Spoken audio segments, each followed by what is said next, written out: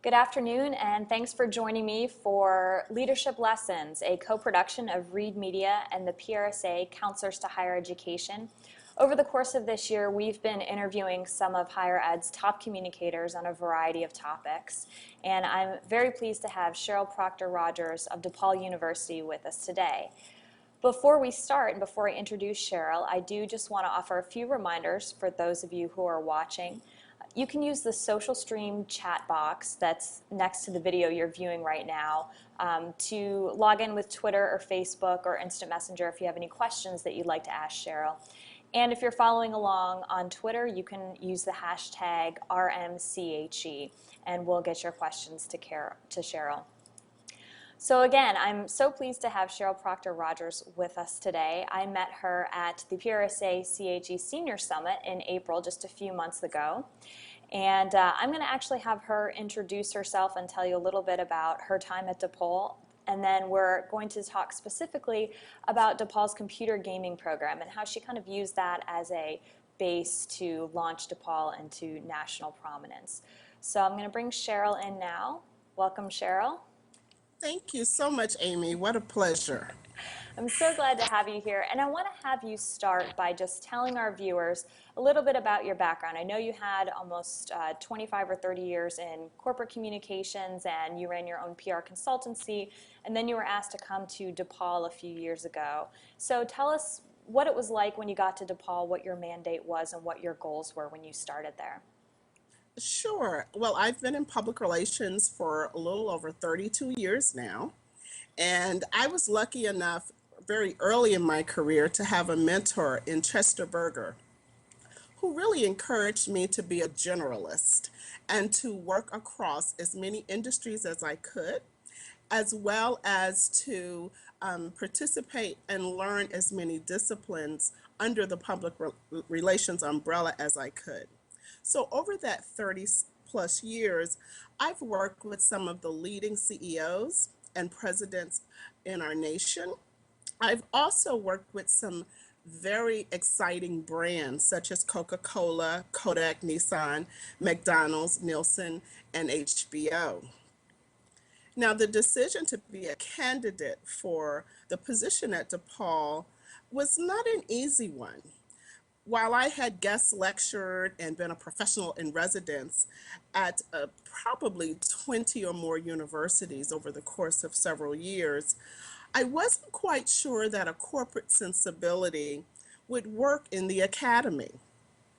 But after doing quite a bit of research and talking to some of my colleagues, I determined that this was an excellent opportunity for me to really bring to the academy some of the fundamental tenets of our profession. And so to create a new Office of Public Relations at the nation's largest Catholic university and 10th largest private was an opportunity that I felt I just had to take on. And now our goal initially was to create a proactive and nimble structure that would support a public relations and communication strategy that would really distinguish the university and broaden awareness on a national basis within and outside of the higher education arena. So we set priorities really based on some very simple criteria, Amy. It was to be considered for the Public Relations Office's resources. The academic program or institute or center had to be one of few of its kind in the nation. It had to have relevance to an audience outside of higher ed, and it had to serve as a model of excellence. Now, all public relations initiatives then really focused on the strategic plan for DePaul. So we wanted to highlight the program's academic quality and demonstrate that students leave the university and are able to begin work immediately in their chosen fields. So they're ready. They're ready for work. Great. So And that, one of the programs that specifically you started on this path was the computer gaming program at DePaul. So this is game design prominently. correct. And that was just one of several that we started. But I think that the game development program certainly serves as a case study of how to take a program and that is successful and that meets that criteria and really elevate it on a national level to position not only that program but the university. So after I met with the president, Father Dennis Holt Snyder, and the provost, and I did meet with each of the deans and pretty much set out what our approach would be and what that criteria was. You know, every now and then a public relations professional gets a gift. And for us, the gift came in the form of this game development program out of our College of Digital Computing and Digital Media. And it was a student game program that had been developed, and it had already begun to get a great deal of national attention. And so we thought, oh my gosh, without any public relations, they're getting all of this national attention. What would happen if we really had a more strategic approach and were able to really elevate this program? And so we did do just that, but we had to move quickly. Okay, and what was your initial plan that you laid out? I know you got some external resources involved to help you. So talk us through how you went through that process. Well, I first looked at the overall environment and said, okay, how many universities or colleges or trade schools are offering this kind of program? And in higher education, when we say a few, we mean a few hundred. When you consider the thousands of universities that offer different programs, the fact that there were only about 200 that were offering this kind of degree, we felt that it really did distinguish us. So our goal, and as it related to the public relations goal, was to build upon that national reputation of the program and really achieve a top 10 ranking amongst these kinds of programs. We wanted to attract more applicants, not only to the undergraduate program, but also to the graduate program that was just beginning, because this game development program didn't start until 2004. We also wanted to achieve a reputation for DePaul that when you go through this particular program, you are job ready. And many of our graduates were securing jobs at very prominent institutions like Disney and others. And then finally, we always want to help make the business case for charitable giving to support this program and the goals of the university.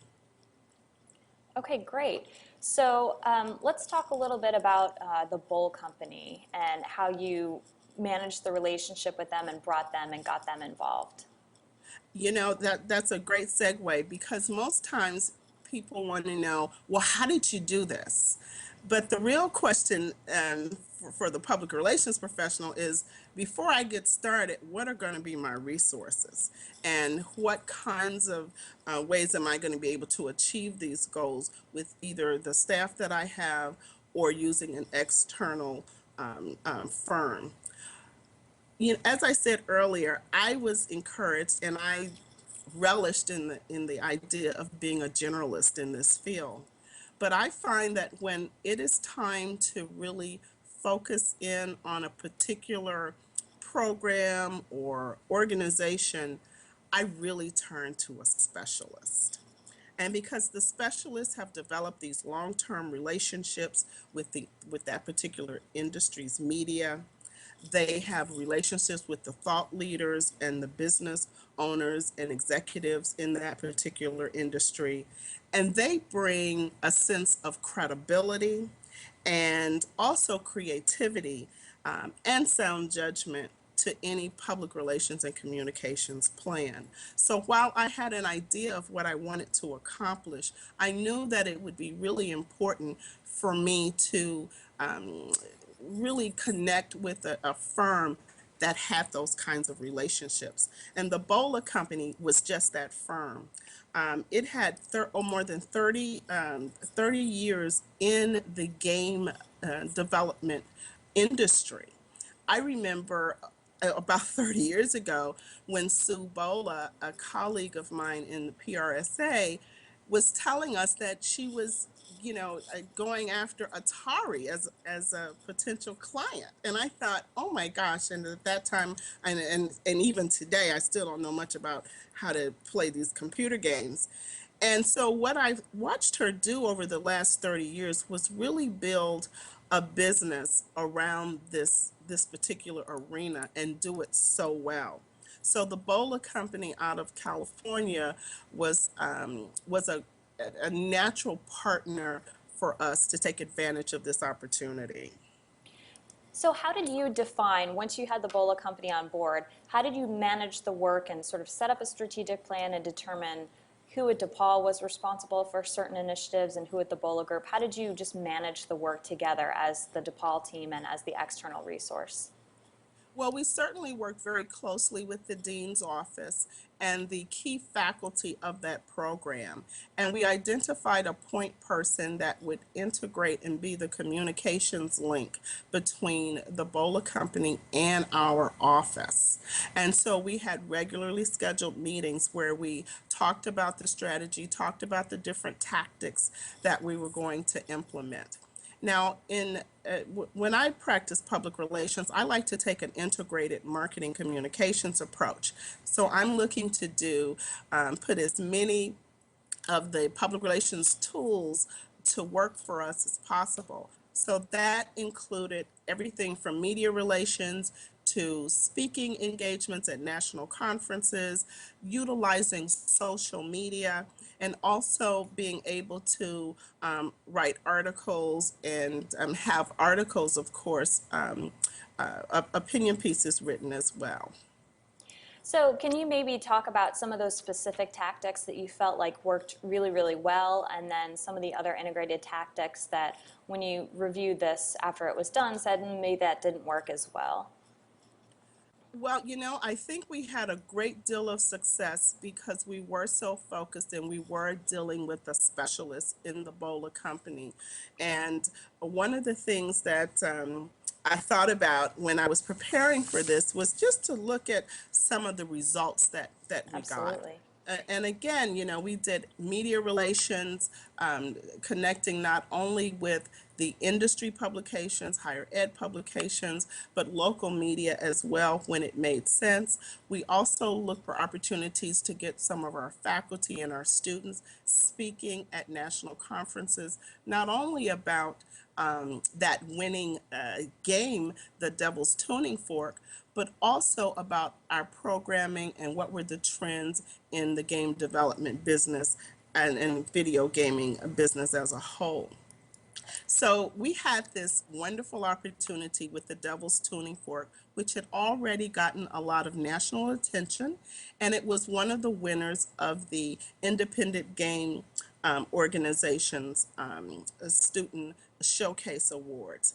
And so we took that opportunity to really drive home some of the social media, and we took the trailer and made sure that it was on some of the most important the gaming websites. For instance, the trailer for the Devil's Tuning Fork, which was in 2009, 2010, we placed that on Game Trailers, and it received 7,400 views by the June of 2010. And you say, wow, that's fantastic. But what we're talking about today is how do you build on that? And what are the results when you continue to create opportunities to connect with industry leaders so that your institution's program becomes top of mind for them? Now, the following year, we had lightning in a bottle. Our Octodad student game development program was also acknowledged and a winner of this IGF Student Showcase. And so that first year we were at the IGF conference, and the Bola company worked really hard to bring media to the DePaul booth. And it was tough because not many people had been exposed to DePaul. And so they were constantly telling the story and making the business case as to why they should come to the booth. So the next year with the Octodad, when we were at the conference again, I got an email from one of the faculty members during the conference, and he says to me, Cheryl, we are so busy, so much media is coming here, uninvited, unannounced, because they want to learn about our program and see how it is we could have this kind of success 2 years in a row. So when I look at some of the figures, the Octodad for 2010 and 2011, we put that on the Game Trailers website as well. And by June 2011, that had 68,000 views as compared to 7,400 for the first year. The Devil's Tuning Fork received 120,000 views on its own website. But Octodad, we doubled that to more than 230,000 views. This year, the Electronic Gaming Monthly magazine listed the top 5 schools for game development programs. It was MIT, USC, Full Scale, the University of Utah, and yes, you guessed it, DePaul University.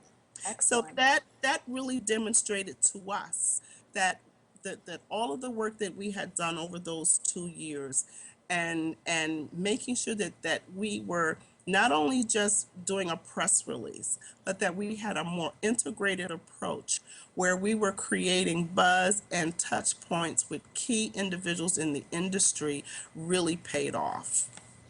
So for other people who are listening that are maybe at smaller universities who don't necessarily have an opportunity to bring in outside resources, but are trying to raise certain programs at their institution to more national prominence, how would you recommend that they take the approach that you used at DePaul with the game development program and adapt it or make it successful for them? What steps would you advise them to take? Well, I would certainly suggest and encourage that you first look at your institution's strategic plan. Everything that we did with this program or any other was in support of that strategic plan, which in part was to highlight the academic quality of our university, to make sure that there was an understanding of the rigor that is involved in our program and also in our programs, and also understand that the goal of DePaul University or any other university, I would imagine, is to make sure that your students are ready for work upon graduation. So making sure that you are in line, that all of your programming ideas are in line with the strategic goals of your institution is critical. I think secondly is to really look at how what kind of partnerships are going to be important for you to be successful. I think back not only to this particular game development program, but earlier in my career. I was hired with my agency to create a program for the 40th anniversary of the Independence of Israel Festival in Los Angeles. And there, again, partnerships were really critical because I was the hired staff. And so I didn't have a lot of relationships in the Jewish community.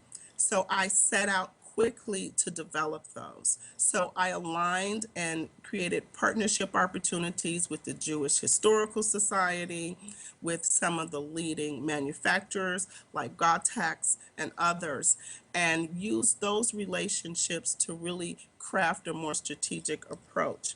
I used the same tactics at HBO when we had the miniseries Band of Brothers, where you stay true to the mission and the goals and objectives of the institution, and you also use partnerships that can help you really accelerate your goals and objectives by aligning yourself with institutions that have similar goals and are looking for similar outcomes.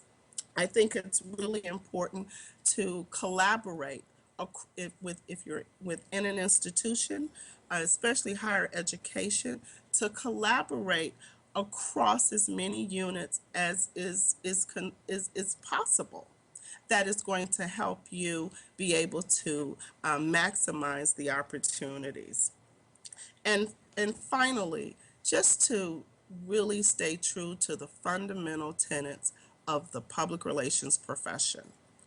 And those are research, planning, execution, and evaluation. And I know that sometimes in our day-to-day lives, it becomes difficult to, really take the time to do the research that's necessary. Or after the project is over, to evaluate the effectiveness and to consider best practices. But I encourage all of our professionals to stay true to those tenets.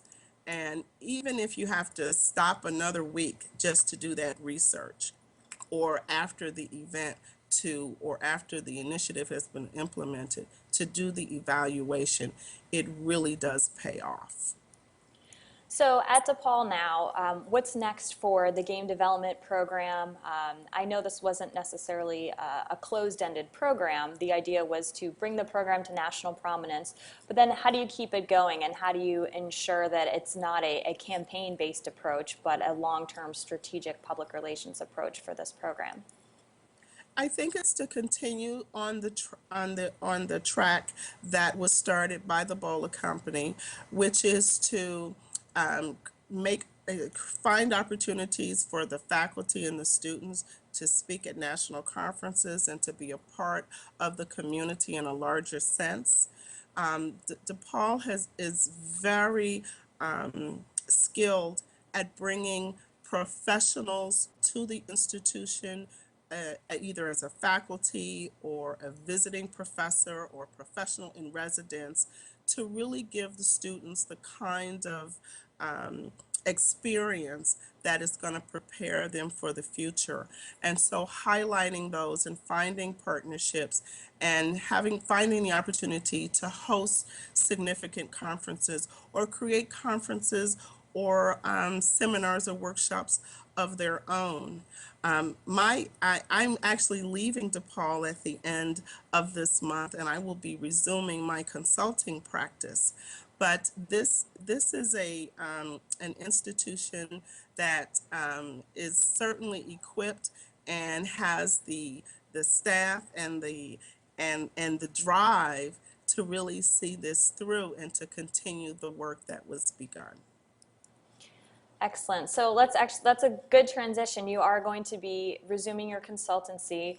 As you said in the beginning, you had 30 years of PR experience across a variety of industries, and then you moved into higher ed PR. So looking back at the time you spent at DePaul and what's next for you, what did you notice that was different or interesting about higher ed PR versus some of your previous roles? And just what were your general impressions of PR in that particular industry? Well, I think that it is different. I know that when I first came to higher ed, I was convinced, oh my gosh, how different could it be? I've been in some really interesting cultures, and certainly higher education has a very important role that it plays in our society, and I was really thrilled to be a part of that. I think that I underestimated just how much opportunity is really within the walls of higher education. When I really did my research and looked at all of the different programs and centers and institutes and just the body of knowledge that's available through the faculty. I mean, it is endless, the opportunities to elevate one's institution. And so to find a way to set priorities, and I set the priorities around programs, centers, and institutes and faculty where there were very few within the space of higher education doing that, and where it also had a relevance outside of higher ed. But it's just, I mean, you could just be up 24 hours, 7 days a week, seizing the opportunities within higher education. Excellent. Well, we certainly wish you the best in your next endeavors as you resume your consultancy, and are very thankful to you for sharing your time and sharing your knowledge about what you achieved with the game development program at DePaul today. So thank you. And DePaul is actually going to be conducting a search for a Vice President of Communications, right? Yes, they will be. Good. Yes. So I'm sure all of our counselors to higher ed connections and networks can be thinking of who might be a good fit at that institution to carry on some of the work that you've started there. Absolutely. Great. Well, thank you again, Cheryl. And just to everyone who's watching, we're going to be taking August off. We're going to be taking some vacation time. And then in September, we'll be back with Jeff Hanna of Washington and Lee University. And so far on Leadership Lessons, most of our guests have been from large institutions, some public and some private. Washington and Lee is in Virginia, and it's a small liberal arts college. So we're going to be talking to Jeff about how communications is maybe different at a smaller institution with a liberal arts focus versus a large research university. So that should be great, and we're looking forward to talking with Jeff in September. And just a reminder to everyone else that you can keep the conversation going on Twitter and Facebook through both the Read Media and the PRSA CHE Twitter and Facebook pages. And you can always use the hashtag of RMCHE. And if you have ideas for topics or speakers or any questions that you'd like to ask on the next interview, we're happy to take them. So again, thank you, Cheryl. It was so great to have you on today, and we wish you the best of luck. Thank you. And thanks to everyone for watching.